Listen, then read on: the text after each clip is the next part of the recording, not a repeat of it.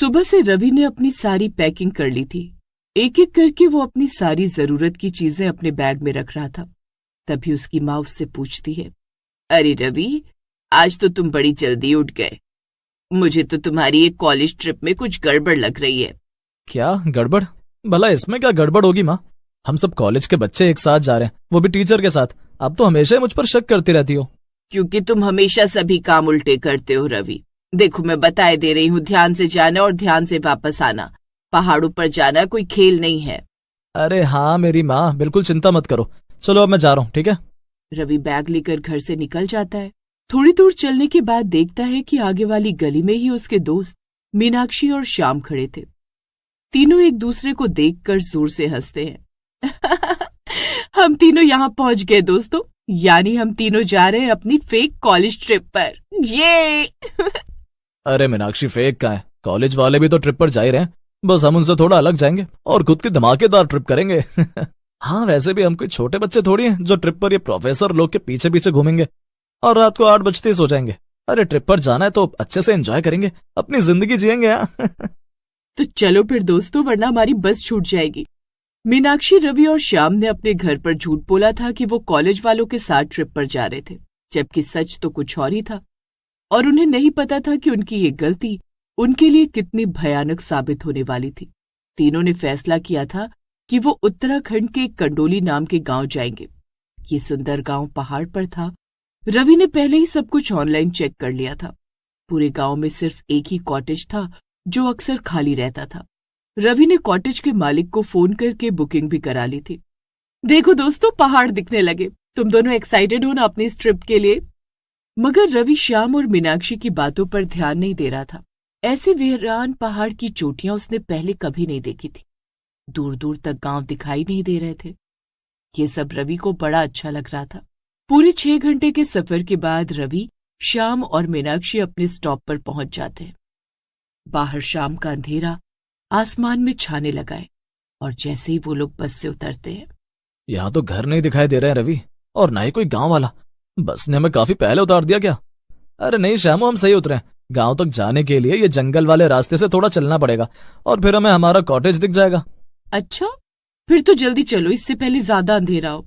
यही सोचकर तीनों दोस्त उनके सामने जो पतला सा रास्ता जंगल से होकर गया था उस पर चलने लगते हैं। तीनों के लिए ये एक नया एक्सपीरियंस था और ये सब उन्हें बिल्कुल किसी एडवेंचर जैसा लग रहा था। लेकिन जब 1 घंटा लगातार चलने के बाद भी उन्हें गांव या अपना कॉटेज नजर नहीं आता तो उनका डर बढ़ने लगता है। रवि यार, 1 घंटे से चले जा रहे हैं, कहीं हम गलत रास्ते पर तो नहीं आ गए?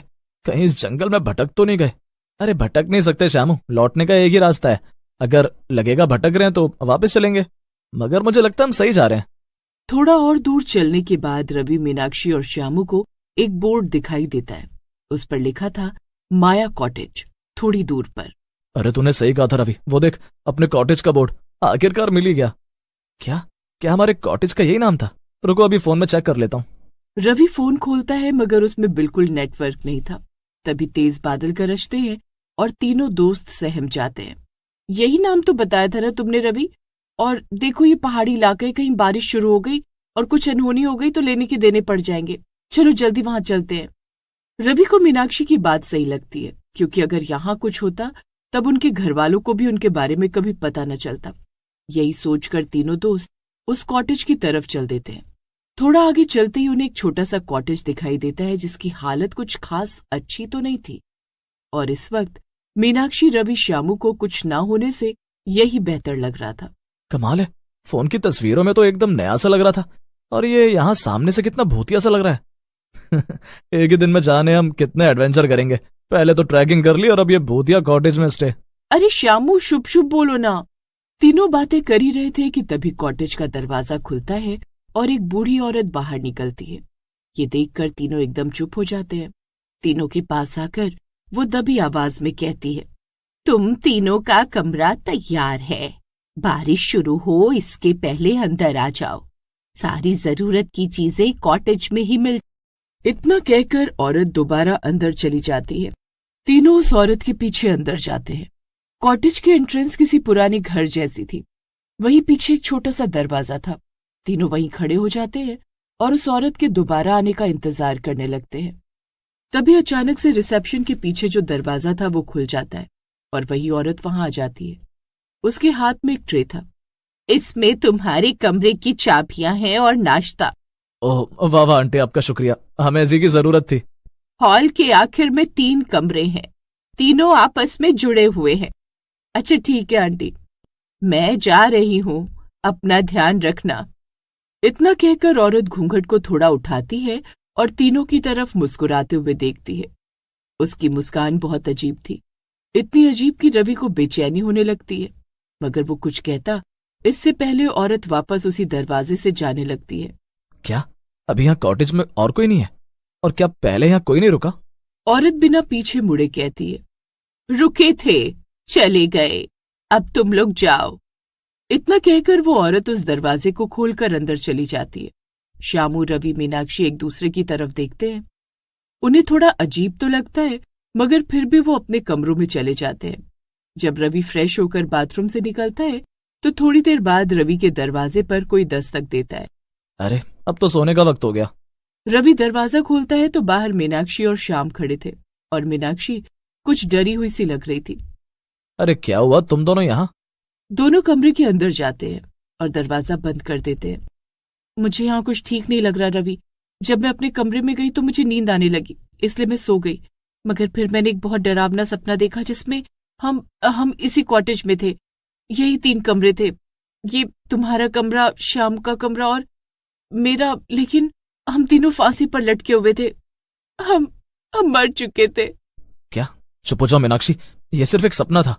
रवि, यही नहीं, जब मैं अपने कमरे में बैठा फोन पर माँ से बात कर रहा था तो मुझे वो ऐसा एहसास हुआ जैसे कोई मेरे कमरे में हो। मेरे बाथरूम में से किसी के गुनगुनाने की आवाजें आ रही थी, मगर जब मैंने चेक किया तो वहां कोई नहीं था। अच्छा, मगर दोस्तों मुझे लगता है ये सिर्फ तुम्हारा भ्रम है। रवि के इतना कहते कॉलेज की लाइट्स अपने आप जलने बुझने लगती हैं। बचाओ, देखो रवि, ये भ्रम नहीं, जरूर ये कॉटेज भूतिया है। लाइट्स अपने आप ऑफ ऑन हो रही थी कि तभी अचानक से वो पूरी तरह बंद हो जाती है और हर तरफ अंधेरा छा जाता है। मैं लाइट्स का स्विच ऑन करके देखता हूँ। लेकिन जैसे ही श्याम लाइट्स के स्विच की तरफ बढ़ता है, अचानक से वो फिसल कर गिर जाता है और उसका सर सामने रखे शीशे वाली अलमारी से टकरा जाता है। ये कैसा शोर था श्याम, तुम ठीक तो? रवि अपने फोन की टॉर्च जलाता है और ये देखकर दंग रह जाता है कि अलमारी का शीशा टूट चुका था। श्याम उठो, श्याम तुम ठीक तो? वो किसी ने मुझे धक्का दिया रवि। क्या? मगर यहाँ तो हमारे सिवा कोई नहीं है श्याम। चलो मैं टॉर्च दिखाती हूँ और दरवाजा खोलती हूँ रवि। मीनाक्षी दरवाजे की तरफ बढ़ती, मगर तभी अचानक से दरवाजे के बाहर हॉल से पायल की आवाज आने लगती है। पूरे कॉटेज में ये आवाज जोर जोर से गूंज रही थी। रवि, ये क्या है? कौन होगा बाहर? मुझे नहीं पता मीनाक्षी, मगर हमें जाना होगा। तुम श्याम को पकड़ो, मैं आगे बढ़ता हूँ। वो टॉर्च हॉल में आगे की तरफ करता है, मगर वहां कोई नहीं था। जल्दी चलो मीनाक्षी, श्याम को लेकर बाहर की तरफ जाओ। मीनाक्षी ऐसा ही करती है।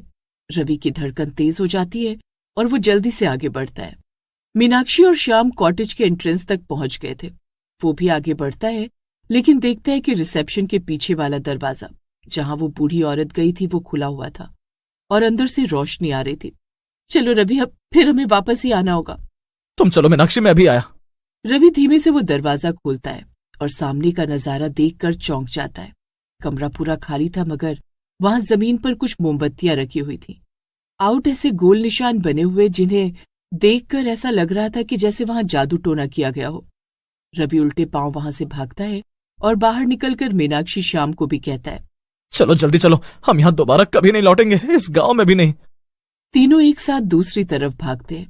थोड़ा आगे जाने पर उन्हें गांव के बने घर दिखाई देने लगते हैं। कुछ लोग श्याम की हालत देखकर उनकी मदद करते हैं। अगले दिन पता चलता है कि जिस कॉटेज में वो लोग रुके थे वैसा कोई कॉटेज तो है ही नहीं, बल्कि उनके कॉटेज का नाम माया नहीं, साया कॉटेज था, जो गांव के अंदर ही था। ये बात मीनाक्षी, श्याम और रवि को बुरी तरह डरा देती है और वो अपनी ये कॉलेज ट्रिप कभी नहीं भूलते।